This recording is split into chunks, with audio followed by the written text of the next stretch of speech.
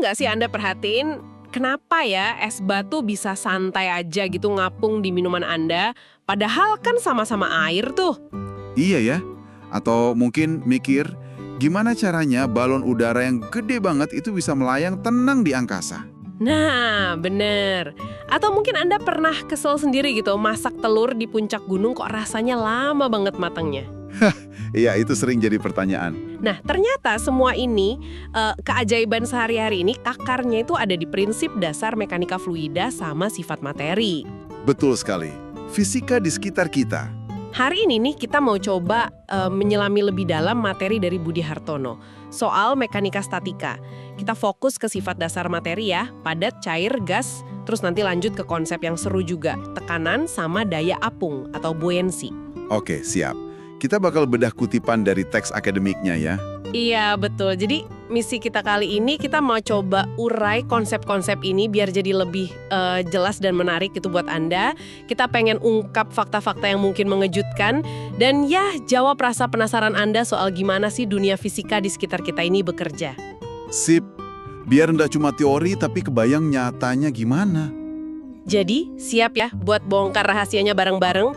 Kita mulai dari yang paling dasar dulu deh, wujud zat. Kan kita tahu ada padat, cair, gas. Apa sih sebenarnya yang bikin mereka beda? Intinya sih ada di energinya, terutama energi panas, sama gimana molekul-molekulnya itu berperilaku. Kalau benda padat, itu molekulnya rapi banget, terikat kuat. Jadi kayak diam aja gitu ya? Nggak diam juga sih, dia getar-getar di tempat. Makanya bentuk sama volumenya tetap susah ditekan, ya kayak batu atau besi gitulah contohnya. Oke. Nah kalau cair, molekulnya pasti lebih bebas ya geraknya? Betul. Molekul cairan itu energinya lebih gede dikit. Jadi dia bisa geser-geser, bisa ngalir. Makanya bentuknya ngikutin wadah, tapi volumenya sih tetap. Oh, tapi masih susah ditekan juga ya? Masih cukup rapat soalnya molekulnya. Nah, ada juga nih fenomena menarik di cairan, namanya tegangan permukaan. Tegangan permukaan, itu yang kayak gimana? Pernah lihat nggak tetesan air di daun talas bentuknya bulat gitu? Atau air di gelas yang permukaannya bisa agak cembung dikit di atas bibir gelas? Oh iya pernah. Nah, itu kerjaannya si tegangan permukaan. Molekul di permukaan itu saling tarik-menarik, jadi kayak ngebentuk selaput tipis gitu. Wow, oke. Keren juga ya. Nah, terus kalau gas gimana nih? Ini kayaknya yang paling liar ya wujudnya. Tepat sekali. Molekul gas itu energinya paling tinggi. Jaraknya jauh antar molekul, terus geraknya acak. Cepet banget ke segala arah. Iya, dia bakal ngisi seluruh ruang yang ada. Dan karena jarak antar molekulnya jauh itu, gas jadi gampang banget buat dimampatkan. Oh ya, bisa sampai gimana? Bahkan kalau tekanannya dibikin tinggi banget, gas itu bisa dipaksa jadi cair loh.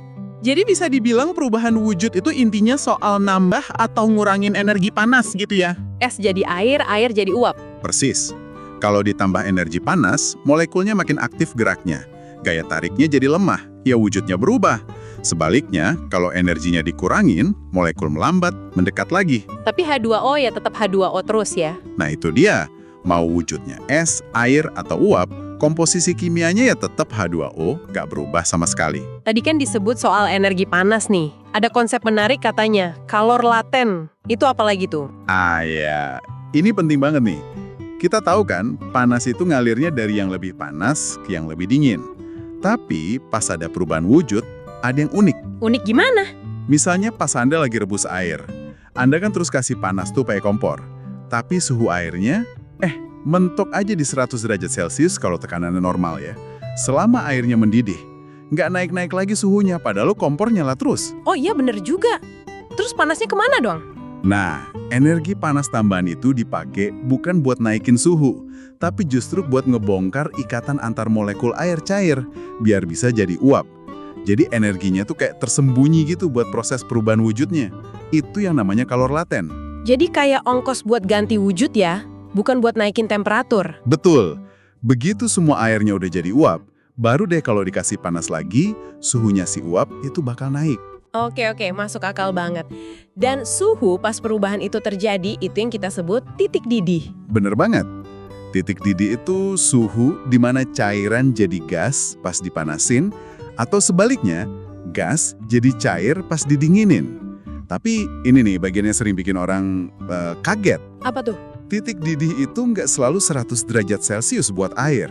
Nilainya itu sangat tergantung sama tekanan di sekitarnya. Tunggu. Serius nih, jadi tekanan udara di sekitar kita bisa ngaruh ke kapan air mendidih? Gimana ceritanya itu? Logikanya gini, molekul air kan butuh energi yang cukup ya buat bisa lepas dari fase cair jadi gas. Nah, tekanan udara di atas permukaan air itu sebenarnya kayak neken molekul-molekul ini biar tetap jadi cair. Oh, jadi kayak ditahan gitu ya? Iya, kalau tekanan udaranya tinggi, berarti butuh energi yang lebih tinggi lagi, alias suhu yang lebih tinggi, biar molekulnya bisa maksa lepas jadi uap. Makanya titik didihnya naik. Terus kalau tekanannya rendah? Sebaliknya, kalau tekanan udaranya rendah, lebih gampang dong buat molekul air lepas jadi uap. Jadi titik didihnya lebih rendah. Nggak perlu sepanas biasanya, udah bisa mendidih. Aha, ini dia pasti jawaban kenapa masak di gunung lebih lama. Kan tekanan udara di tempat tinggi lebih rendah ya? Tepat, di puncak gunung, tekanan udara lebih rendah. Jadi air bisa mendidih di suhu mungkin cuma 90 derajat Celcius atau bahkan kurang, bukan 100 derajat. Jadi meskipun airnya udah ngegolak gitu? Betul, meskipun udah bergolak, suhunya tuh belum cukup panas buat masak makanan secepat kalau kita masak di dataran rendah yang tekanannya normal. Makanya lebih lama matengnya. Wah, jadi ingat panci presto di rumah. Itu kebalikannya ya? Nah, pinter. Panci presto itu kan tekanannya sengaja dinaikin di dalamnya. Makanya air bisa mendidih di suhu yang jauh lebih tinggi dari 100 derajat Celcius. Bisa 110 derajat, 120 derajat gitu. Ya jelas masakan jadi cepat empuk. Wow, fisika banget ya ternyata urusan dapur ini. Hebat. Terus ada lagi istilah tekanan uap. Itu nyambung juga. Masih nyambung. Tekanan uap itu tekanan yang dihasilin sama uap dari suatu cairan di ruang tertutup pada suhu tertentu. Zat yang gampang nguap kayak alkohol gitu misalnya, dia punya tekanan uap yang tinggi. Kenapa? Karena gampang banget lepas jadi gas. Dan tekanan uap ini juga naik kalau suhu naik ya? Iya, betul. Makin panas, makin banyak molekul yang jadi uap, tekanannya makin tinggi. Nah, faktanya suatu cairan itu mendidih pas tekanan uapnya sama dengan tekanan lingkungan di sekitarnya. Itu momennya. Oke, paham sekarang hubungannya. Jadi dari wujud zat, perubahan wujud, titik didih. Kayaknya pemahaman soal tekanan ini penting banget ya. Gimana sih sebenarnya tekanan itu bekerja di dalam cairan sama gas atau fluida ini? Ada satu prinsip kunci yang menurut saya menarik banget soal tekanan cairan di dalam wadah. Ternyata, tekanan di dasar wadah itu cuma tergantung sama satu hal. Apa tuh? Bentuk wadahnya atau banyaknya air? Bukan dua-duanya. Tekanan di dasar itu cuma tergantung sama ketinggian kolom cairan di atasnya. Titik. Bukan bentuk wadahnya, bukan juga seberapa banyak total cairannya. Serius nih? Jadi kalau saya punya katakanlah botol kurus tinggi sama baskom lebar, tapi pendek, terus diisi air dengan ketinggian yang sama persis, tekanan di dasarnya bakal sama. Sama persis. Meskipun jelas volume air di baskom itu jauh lebih banyak ya.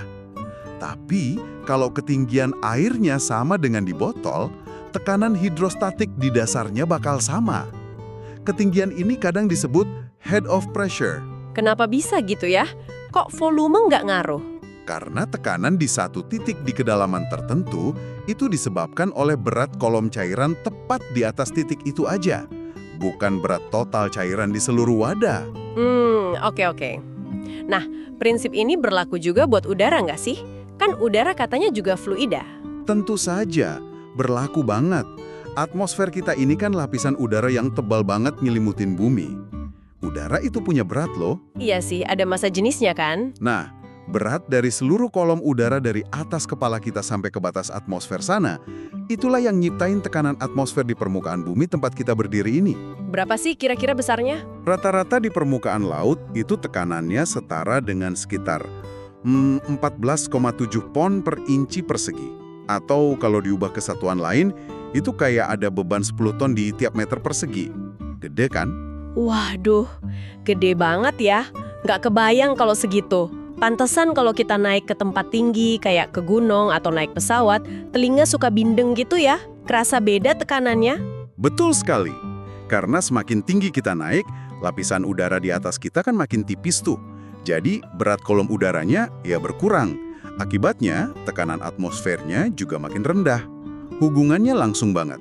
Ketinggian naik, tekanan turun. Logis sih ya. Terus gimana kita bisa tahu persis berapa tekanan udara di suatu tempat? Ada alatnya gitu? Ada, namanya barometer. Cara klasiknya itu pakai barometer air raksa. Jadi ada tabung kaca isinya air raksa, dibalik gitu ke wadah air raksa. Nah, tekanan udara luar itu neken permukaan air raksa di wadah, nahan si kolom air raksa di dalam tabung biar nggak turun semua karena gravitasi.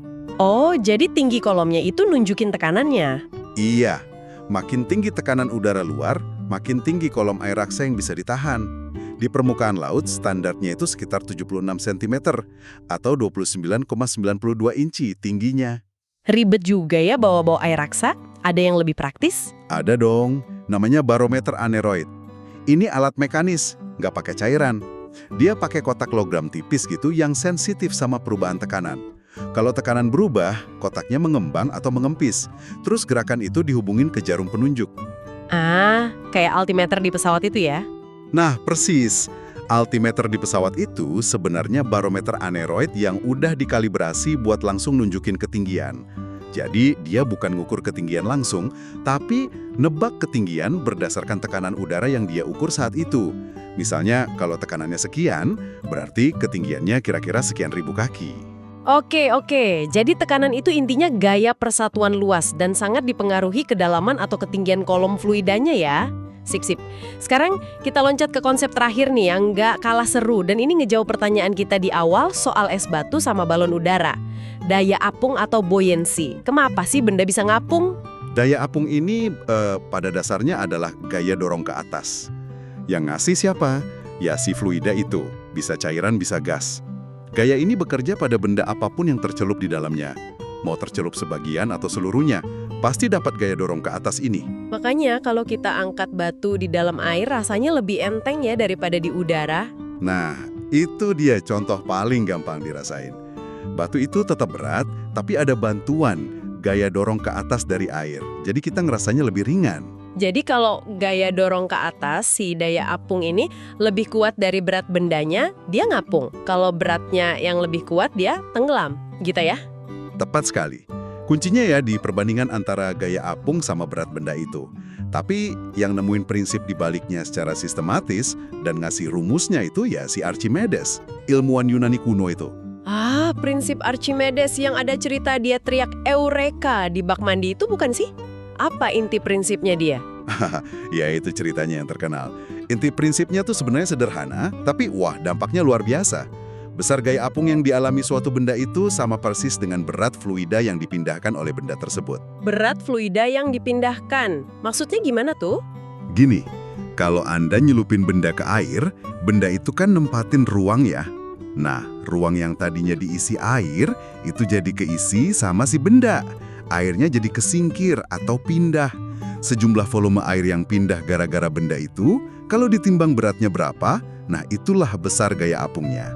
Oh, jadi ngitung berat air yang volumenya sama dengan volume benda yang kecelup itu ya? Tepat. Dan ini berlaku universal loh. Mau di air, di minyak, di madu, bahkan di udara. Udara kan fluida juga.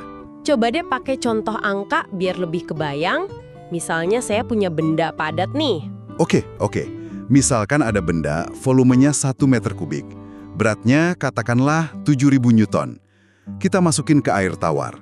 Air tawar itu massa jenisnya kan sekitar 1.000 kg per meter kubik ya. Berarti berat jenisnya sekitar 9.800 Newton per meter kubik. Oke. Nah, benda tadi volumenya 1 meter kubik. Pas dicelupin semua, dia mindahin air sebanyak 1 meter kubik juga kan? Berat air yang dipindahin ini berapa? Ya tinggal volume dikali berat jenis air. 1 meter kubik dikali 9.800 Newton per meter kubik sama dengan 9.800 Newton. Wah, gaya apungnya 9.800 Newton, tapi berat bendanya cuma 7.000 Newton. Gaya apungnya lebih gede, berarti benda ini akan mengapung.